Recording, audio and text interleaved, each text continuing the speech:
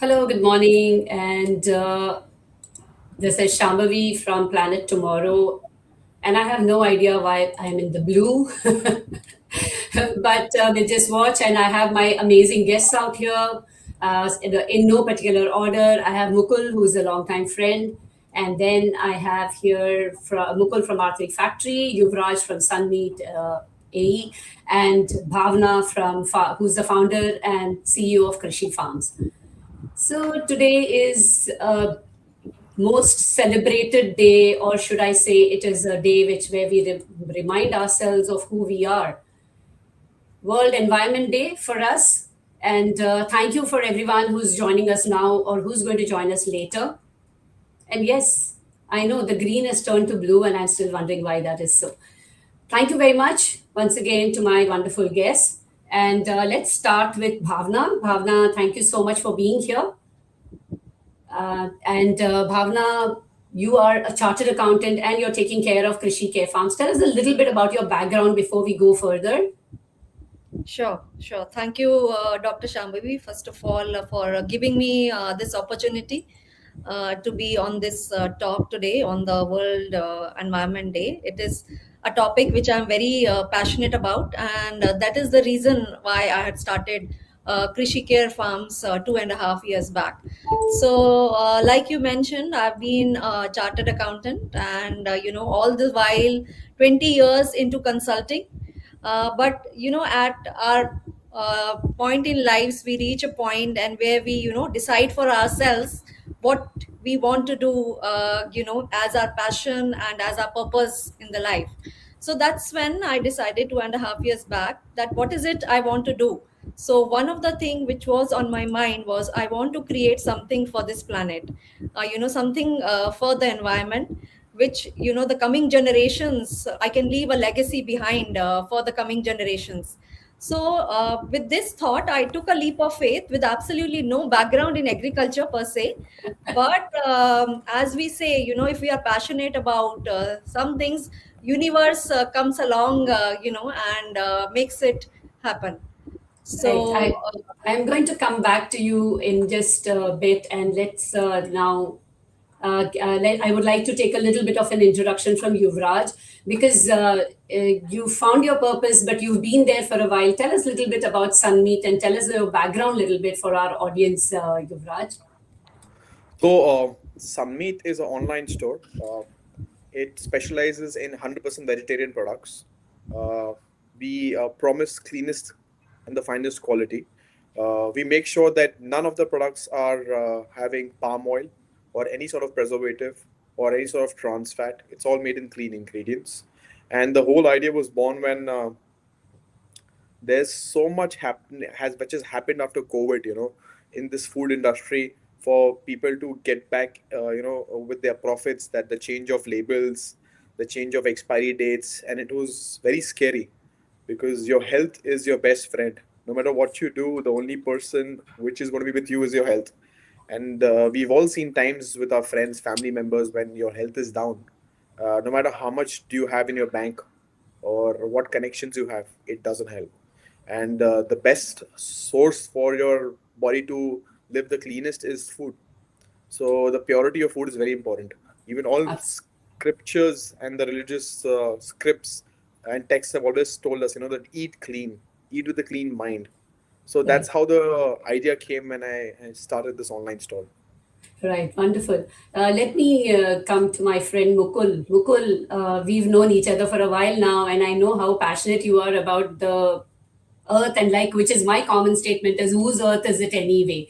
So tell me, Mukul, and you're on mute, by the way. Let me just tell you that you can unmute yourself. Um, Tell me, I know you've had a background in electronics, and then how does this electronic waste hit you? What happens? When is it that time when you realize that something greater is happening than what you're actually looking at surface level? See, I think I did not know that this is my purpose, but before that, I must thank you, Dr. Shambhavi, Bhavana, and Yuvraj. I was just thinking for a moment about us. Like, we have someone from the food supply, we have somebody from apparel, yourself, and we have somebody who's producing the food, which is Bhavana, and myself into electronics. So in general, if you look at the waste production, it's actually we cover around 70 to 80% of the waste, which we call it. And I think that too nowadays it is all measured in terms of CO2 emission. But I did not know all these technical terms. I did engineering and I joined Axiom as a engineer. I said, okay, why I'm doing that? After engineering, I'm doing the manual job because I think all these while repair was seeing something which is very mean. And after engineering, doing something like that, I did not knew it, but I was working hard. After working for 10 years, I realized that I have done the repairs, I have done the buyback, I have done the refurbishment, and I said, okay, I think seems like I have done sustainabilities, and this is where it all belongs to. So as a repair, renew, reuse, and that's where my company was found, R3 Factory. And I realized my purpose. I find my, I think my purpose was like say to help people out, and that's where the community comes in. And my purpose is to keep this world cleaner and neater, and this is where sustainability comes in. So I think on the path, I feel that I'm a perfect path. I think just that if I can engage the community and person like you, Yuvraj and Bhavna, toward the common vision, I think we can make much larger impact. So it is not just keeping about the company run. It is all about living life fully. Thank you. Right. Thank you, Mukul, and I must thank you for also introducing me to Yuvraj and Bhavna through the Business Friends Forever community. And for any of the audience who are watching us now or later, you're more than welcome to join the community because it is a place not just for entrepreneurs, it's a place where businesses come together and they interact with each other at a personal and a professional level. So, three cheers for BFFC. Thank And you, ma'am. yeah, uh, uh, so Yuvraj, you brought in a very important point, which when you said labels, and I would like to actually have your take a little bit more on the details of labels, and as well as then I would like to have input from Bhavna and Mukul on labels and what labels means in your industry. What does it actually mean on a day to day? If I'm a customer, what is a label for me? What should it tell me? As a customer, the label, of course, should tell you what is the description of the product, when was it manufactured, where does it come from, what are the ingredients out of which it is made, and which is the best condition to store the product, and of course, which is the best before date to come use the product. So, I mean, every layman should have this information before consuming because on the trust of the label is what you are consuming the product. Very, very well put and very succinctly. And how much justification everyone does to it, we'll come back to it later or maybe another day. Bhavna, what about you? How important is labeling and what is it that the customer should know when they are looking at labels or reading labels? See, basically, on our side, it's the origin of the product, which is very, very important. The traceability, we the product should be traceable, like where it is coming from, what is the origin. So in our products, we make sure that we say that it's locally produced in UAE, freshly packed, freshly harvested, and freshly delivered.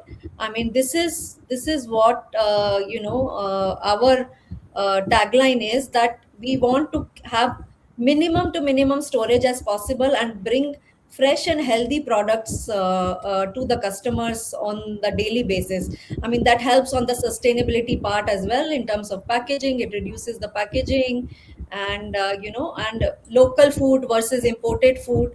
These are the kind of things which we are trying to create awareness about.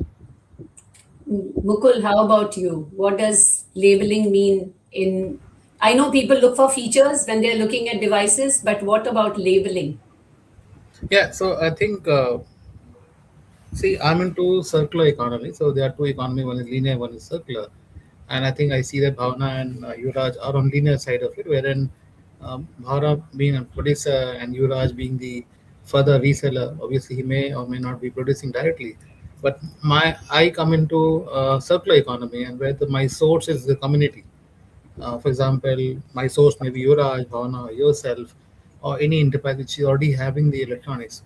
And when I have to take unit from Yuvraj and sell to Bhavna, so Bhavna would like to know that what is the condition of the device if she has not seen it. So labeling is nothing but the testament of being honesty about what am I buying from. And Bhavna doesn't care whether it has come from Yuvraj; she would care what she is getting into. So it is very important in I think in all the industry, but especially in a circular economy, because if the item is brand new, there's no questions. Product is a product. Every product is same.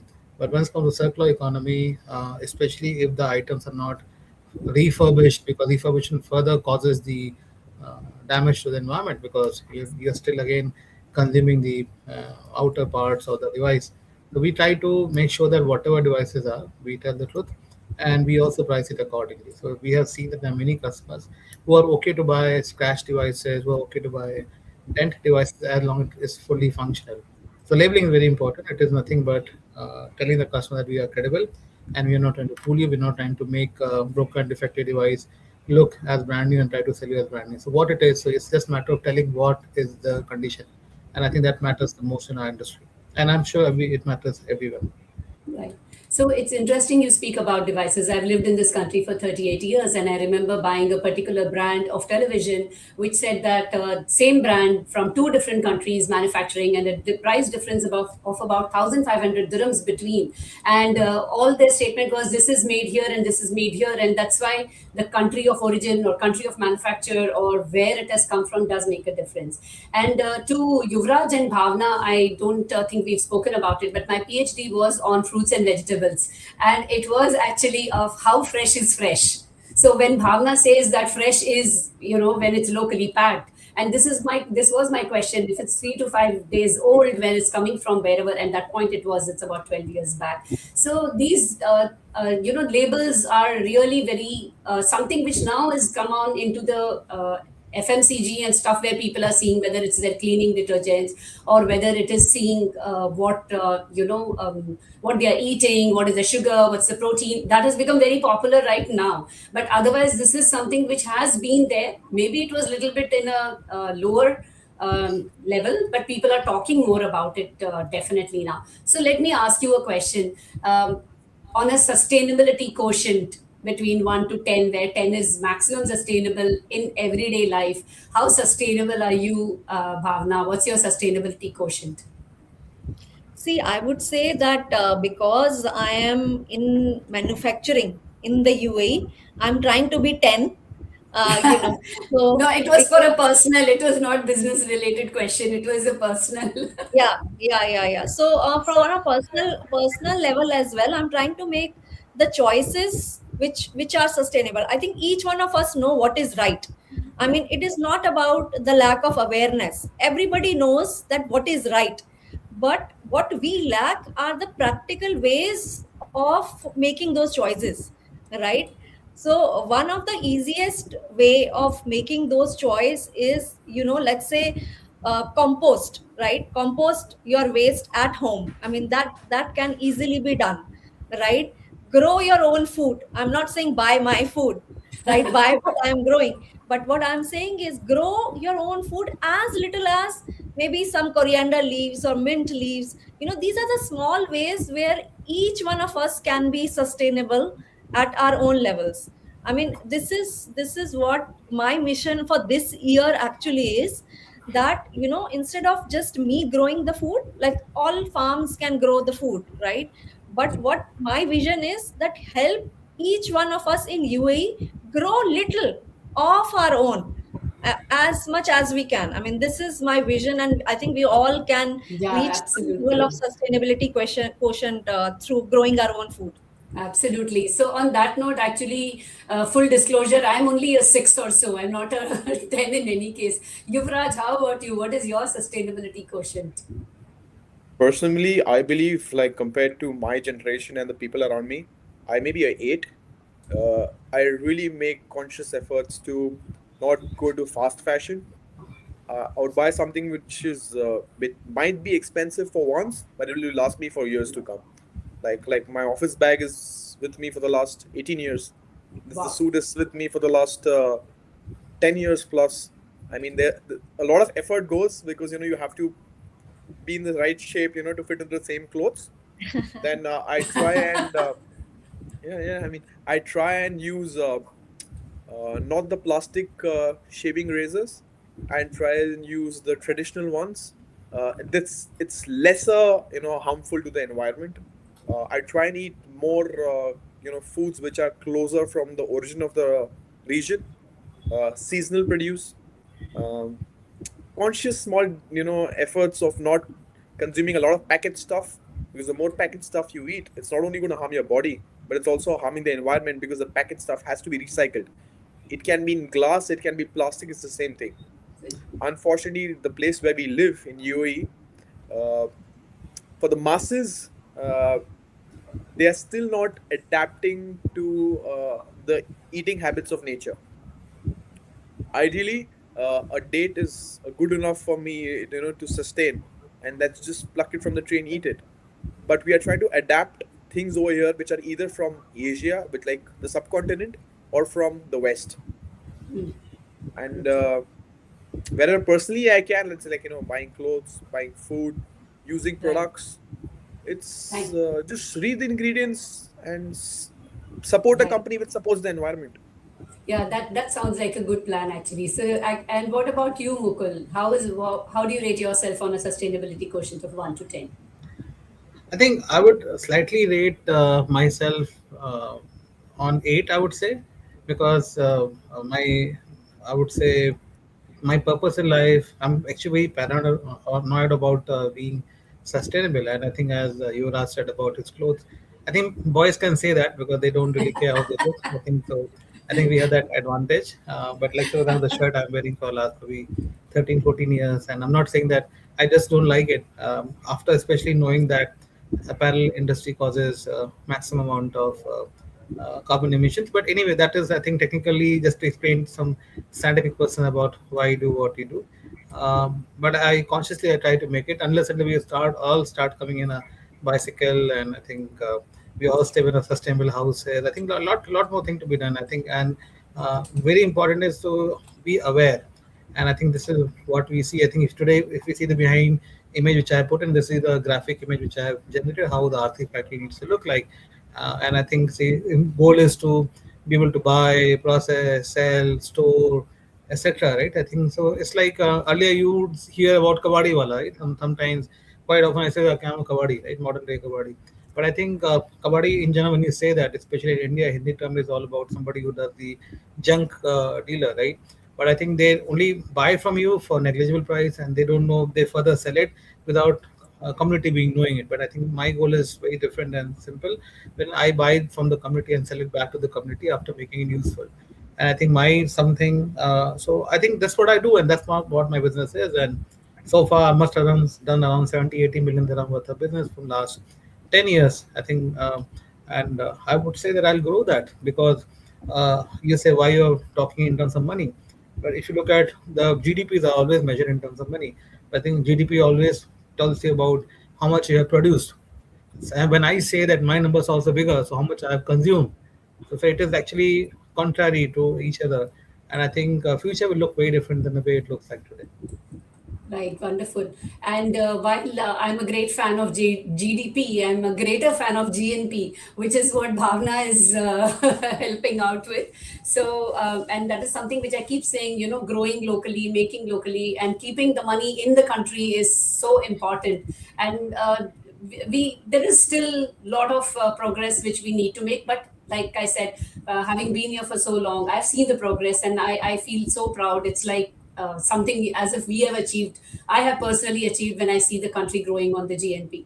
And so now, specifically, since Mukul has brought this question about image, and of late I see a lot of trend where AI generated images are being created.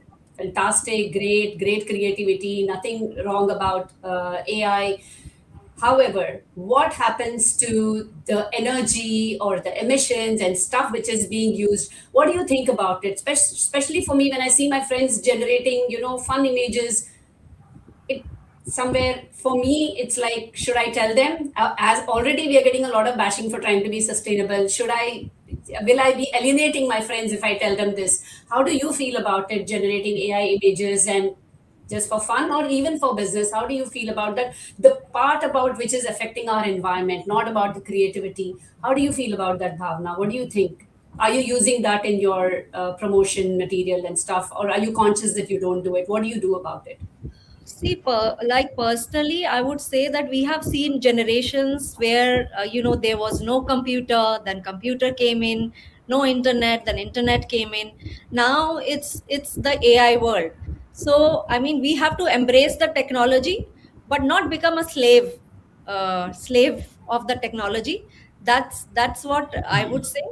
I of course use it because it makes our lives easier, and the things which we maybe could take hours to do can be done in minutes. So once when the technology is there, we should try it to use it for our advantage, but again use it responsibly. Like I said, do not become a slave of the technology. I mean, that's what my take would be on this, the AI part. How about you, Mukul? What do you think about the AI and the images, particularly which are generated by AI, and the effect it has on the environment? See, I think, as I think what Bhavana said, not to become slave. So I also agree. But I use this master and slave. I'm an electronics engineer, so I'll talk about master slave flip flop and all that stuff. I think these are technical terms. I think I use it as a master. So I think when the new technology is there, and let's say four of us are in the same field, and it is I think everything becomes a race overall, right? For example, even if you look at economy, no matter what US is doing, but they are still the leaders because of the pioneering into it.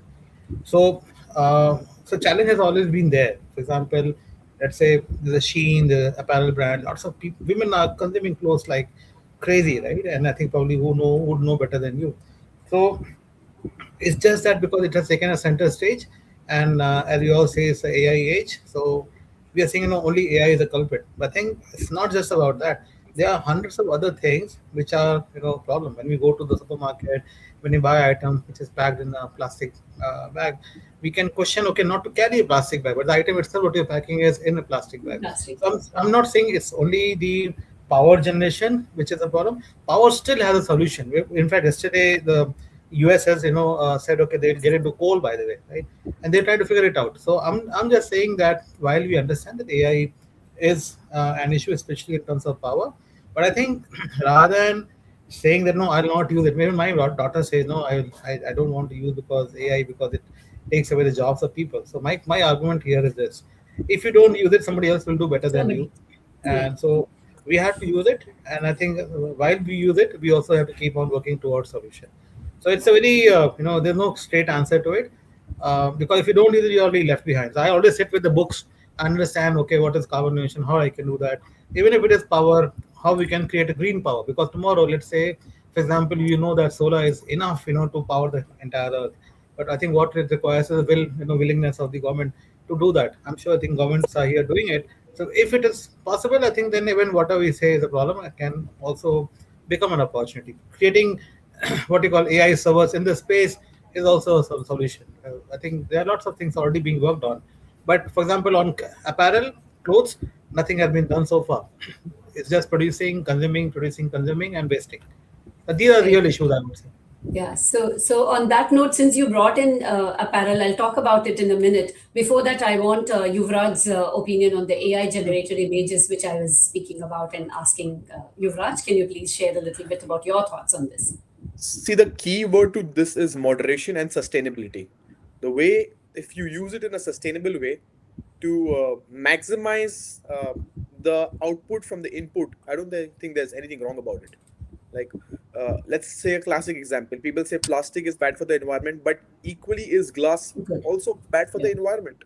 People say petrol cars are bad for the environment, but even the battery operated cars, because the kind of recycling effort and emission it produces is bad. So if you use everything uh, sustainably in moderation, with a thorough understanding and knowledge of what can happen with this, I think it's safe enough to use. And it's not, Yeah. I mean, there's nothing wrong in the product. It's a classic case of what do you do with a knife? Would you use it to harm someone or use it to, cut an apple? Right. Absolutely. I agree with you. And we have a comment here from an audience saying sustainability, organic, etc., are spoken more than practice. And this is the fact today. And yes, I agree with you on that, Preeti. Thank you very much. For anyone, is this anyone known to any of you? Please, you can say hello to your friend or Thank you for joining us in the sustainability dilemma, Preeti. And apparel now, since Mukul started the conversation with apparel, and I wanted to keep apparel out of this today, but since he's brought in two, three times, one is I'm not dealing in apparel myself. I take only the tailor cuts and we make it into sheets, bags, and give away in charity. So I am not promoting or doing anything related to apparel, and we use only fresh fabric, so which is we are still fabric, we've not reached the apparel stage, which is the next stage. The second thing is, you will be surprised, Mukul, that there are so many initiatives where right from making the fabric, which is there from the clothes back into yarn. There is so much of work which is going on. I have my friends at Dr. Linen who are doing this with only hotel industry. And then we have so many others. I mean, all I need to do is, especially because my Instagram algorithms are like that, all I need to do is open Instagram and I'll see so many people, particularly in India, I see a lot where the fabric is goes back and they are making it into yarn, and it comes out as new yarn or new fabric and new. Now, is there a market for this? Are people going to be ready to buy all this? All that is a different set of questions for another day. But yes, and then along with technology, using these cameras to separate this different type of fabrics, all this is going on side by side. It just so happens, usually because we are focusing on our work, we tend to kind of be a little bit in that kind of a box, and we don't have so much time also, very honestly. When you're trying to make a business, as you all are, as entrepreneurs, it is a little difficult and it's a little bit of a challenge to keep track of everything. But yes, one of the things which I have learned in the last year is to try and keep track and try to understand what is the scope 3 of the ESG, which is what is your customer and what is your supplier doing about ESG, environmental social governance. That is something which I have learned, and I believe that those are questions which we should ask. Normally in marketing, we would say that from pre-search to the disposal, what is going on. But this is going one step further as to what are your suppliers doing, how are they managing their ESG components. How do you deal? Do you look into these things when you're talking to suppliers or when you're talking to customers? How do they dispose of their whatever remains are? Do you do that, Bhavna? I would like to know from you first. Do you do that? Do you discuss this? Is it something which you've managed to? I know your farm is pretty new. Have you managed to incorporate this into your system? Is something which I would like to understand. So in terms of suppliers, we try to encourage our suppliers. When, like, let's say we have our packaging suppliers, we try to encourage them to use more, give us more sustainable packing, and the same we are trying to promote with our customers as well, because we have our B2B customers as well. And where what I see as a challenge is that they're used to certain kind of packing. Let's say tomatoes, if they get packed in a certain punnet, they would want to continue using that. I mean, there is a strong discussion sometimes which needs to be made with the customers to try and explain them that the product inside is the same tomato, whether I supply to you in that plastic punnet or I give you a more sustainable option, but you should be open to it. But what their counterpart is, no, but this is won't be acceptable in the market. That's how it goes in the market. So these kind of discussions keep on happening. Sometimes we are successful, sometimes we are not successful, but we are at least trying to initiate that dialogue both with our suppliers and with our customers. Yeah. Trying is important. Yuvraj, what do you have to say about this? Uh, you know, this information has to come from a macro level and from people who, you know, are our influencers, people follow. Especially when it comes to apparels, we see celebrities, influencers, known people using multiple sneakers. It's a big dent to the environment. Until and unless it doesn't come from the top, the followers are going to follow blindly. If you give the correct information and let them know what happens if you use this multiple times, and if you can give it in numbers or years, or give them a time frame in which it can impact the the environment, why will not people follow? I mean, from the schooling where I've come from, we were always told that rains are important, summer is important, the sun is important, but all this is changing, and we learned it in a very small scale and at an age where when you learn things, you always remember it all your life. Mm, So if correct. that is implemented with kids from a very young age of their life, why will they not accept it and follow it and get it? We have to get it into the DNA to get this, make them understand about it.